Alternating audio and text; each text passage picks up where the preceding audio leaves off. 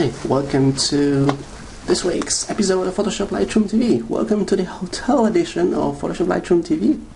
I'm your host, Marek Mularczyk from sitetrain.co.uk, and I welcome you to another week and another set of videos, tips, tricks and tutorials. Now let me start by showing you a tutorial in Lightroom and Photoshop. I'm going to do a mix and match. And I'm going to show you how you can edit images from Lightroom with Photoshop. So the workflow between Lightroom and Photoshop and what the differences are. What happens when you edit raw images, what happens when you edit JPEG images, and what happens to the images that you edit in Photoshop when you get back to Lightroom. What does Photoshop do with these images? Okay, right, so let's jump into Lightroom and Photoshop and let's see what we can do here.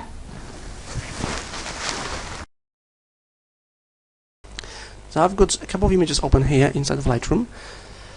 Because these three images, there are raw images. Okay, these are all raw images. And let's start with raw. I've also got Photoshop open. Now before I jump into Photoshop, let's have a look on the preferences. If you go to Edit, Preferences, and navigate to External Editing, that's where you can define what file format you want to use when you're editing with Photoshop. Because what's going to happen is Photoshop is going to save the raw image as either PSD or TIFF file. Remember, raw images are what I like to call read-only. You cannot save or overwrite a raw file. So Photoshop will use either TIFF or PSD. I've got it set up to PSD. I'm using ProPhoto RGB color space because it's the best. Okay, and because it preserves more color details, and it's just better. And I'm using 16 bits and the resolution 300. Okay, I'll just press OK. I'm going to select one of the images, for example this one here, and I'm going to open it with Photoshop. So Photo, Editing, Adobe Photoshop CS5. Now you don't have to have Photoshop CS5, you can use it with Photoshop CS4 as well. So it doesn't have to be CS5. Now I've got this image open here, even though it's a CRW, so raw, when I'm going to save it, it will save it as a PSD file. Okay, so let's make some edits here. I'm going to use an adjustments layer and let's do levels. Okay, let's bring some detail here, more contrast, more light into the image. Looks good. I'm going to click on this left up arrow. And maybe one more. Let's say let's do a quick selection of the sky. So back to the background layer. Going to use the quick selection tool. I'll make my brush a bit bigger using the right bracket key on the keyboard, and I'll just quickly select the sky. I don't want the chimneys.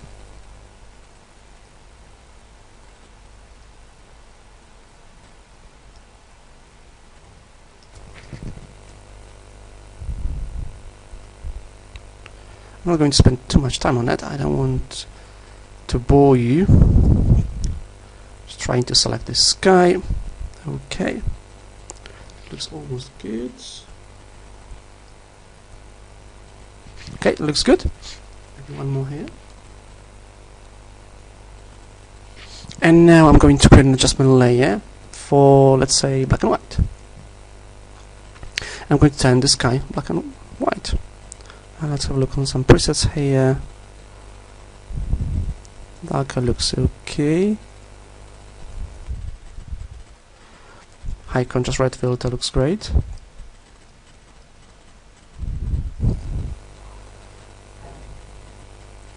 High contrast red filter. Okay, and I've got the sky in black and white. Now let's close it. Do you want to save it? Yes, I do. And we'll jump back into Lightroom. So Photoshop is saving it now as a Photoshop document, and it's closed the file. If I just minimize Photoshop, jump back into Lightroom, I've got this image here next to the original, and this is the PSD file. So it says CRW_0230 edit.psd. Okay. So now it goes to these images together. I can collapse them. There's a stack, and I've got the CRW image, which is the original raw file, and the PSD version. Now let's see what happens when we work with JPEG images. going to select one of the JPEG images. Let's say maybe this one here. It's a JPEG. I'm going to edit it in Photoshop. But this time, because I'm using a JPEG image, Lightroom will prompt me how do I want to edit it. I want to edit the original, a copy, or a copy with Lightroom adjustments. You may have done some adjustments here in Lightroom, so you may want to keep them and edit a copy with the Lightroom adjustments. Okay. Or the original. Now I did make some changes here, so I'm going to edit a copy with Lightroom adjustments. I'll click, and this will stack with the original as well. So I'll click edit. And now I'm in Photoshop. And let's see what changes we can make here. I'm just going to make it bigger. And let's do a quick selection as well of the background. Just make my brush a bit smaller. Okay, and here as well. We'll make that black and white as well. Okay, let's leave that, and we'll do black and white adjustment. We'll turn it black and white. Okay, and we'll close it. You want to save it? Yes. And I'm back to Lightroom, and I've got another version of this image as a PSD file as well, next to the original file. Okay. Now let's see what happens if I want to edit it within Photoshop once again, but this time I'm editing a copy, not the original. So if the copy is selected, I'm going to jump into Photoshop, edit a copy with Lightroom adjustments. That's fine. Okay, edit. So there's the image here. Now let's see what happens when we use other options. I'm going to close it. No, I don't want to save any changes. And I'll try to edit again. Photo edit in Photoshop CS5. This I'm going to use original. I'll click edit.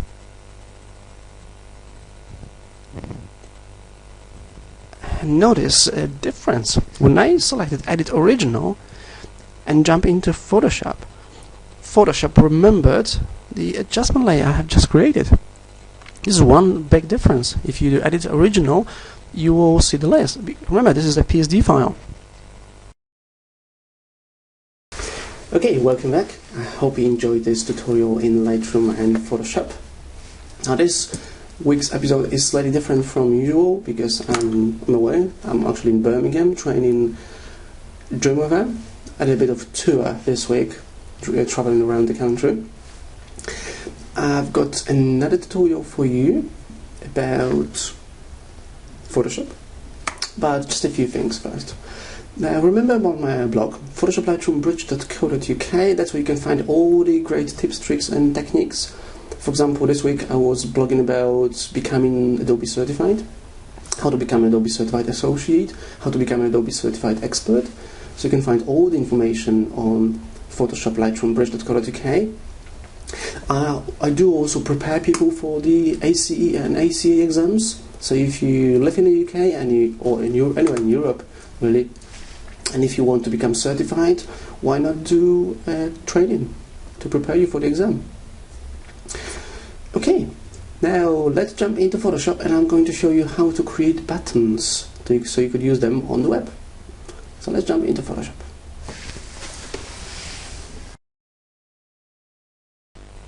Okay, let's create buttons. Let's start with creating one button inside Adobe Photoshop. So I'm here in Photoshop, I'm going to create a new document, File New, and I'm going to make it, let's say, 400 by 300 pixels. Not too big. And it's 70 dpi because I'm going to use it online. I'll just press OK. I'm going to change the background color to, let's say, maybe dark gray, so I'll do Edit Fill. I'm going to fill it with 50% gray. Okay, and let's start creating buttons. Now, if you want to quickly create buttons, you can use shape tools here. Okay, for example, I'm going to use the rectangle tool. Actually, I could use rounded rectangle tool because buttons are very often rounded. So I've used the rounded rectangle tool. I need to set the radius for the corners. Now let's see what it looks like. this will be 10 pixels. Okay, let's do a bit more.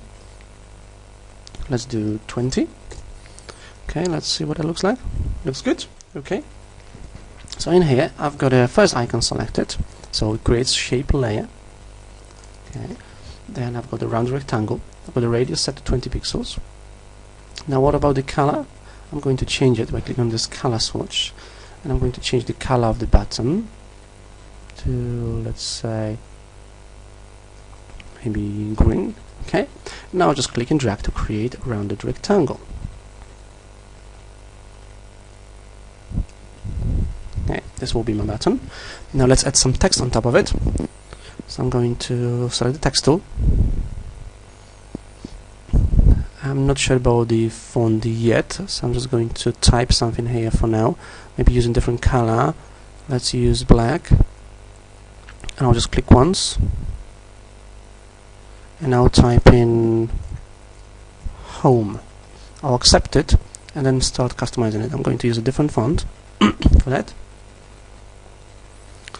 Let's see what we got here. Let's use this one here, and I'll make it smaller. Okay, I'll use the move tool to move it a bit. Oops.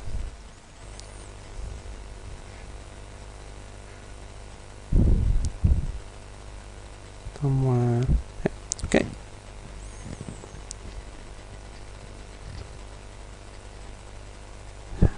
So this text on the button, I'm just going to move the text a bit.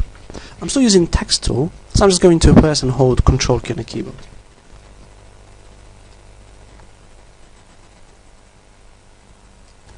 Okay, so there's a text on a button.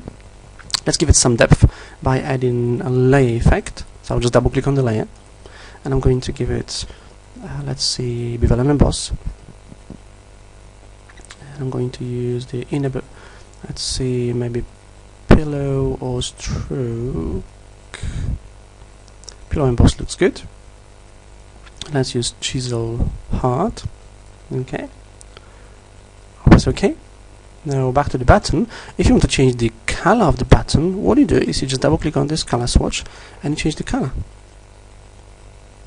I suppose that I'm just going to cancel that for now. That's how easy it is to change the color of the button. What else? Let's give it a drop shadow. Okay, to the button. Looks good. And also maybe let's give it a gradient overlay. Okay. Let's use different colors. I'm just going to double click on it to open gradient editor, and I'm going to change the colors. Let's use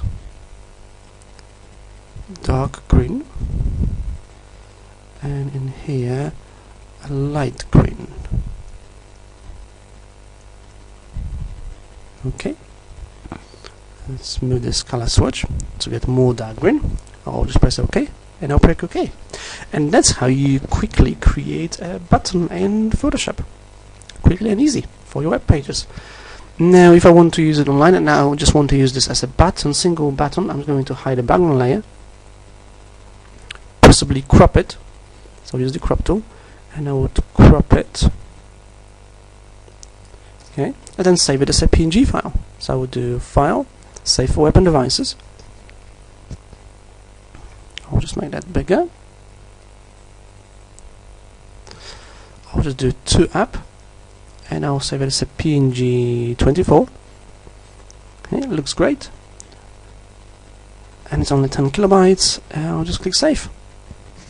Save it on my desktop. This will be Home button. Format for images only, settings, default settings, click Save. And that's how you create buttons in Photoshop. Okay, welcome back. I hope you enjoyed this tutorial in Photoshop. Now, this is it for today. Thank you for watching. This was PhotoshopLightroomTV with me, Marek Mularczyk from sitetraining.co.uk. For more information about Adobe Certified courses, go to sitetraining.co.uk. Also visit my blog, PhotoshopLightroomBridge.co.uk. And if you're interested, join me on Facebook or on Twitter. Just search for Marek Mularczyk Site Training and you'll easily find me. Thank you for watching, thank you for stopping by, and I hope to see you next week on another episode of Photoshop Lightroom TV, your weekly video podcast about anything Photoshop, Lightroom, Bridge, and photography. Thank you for watching. Bye bye.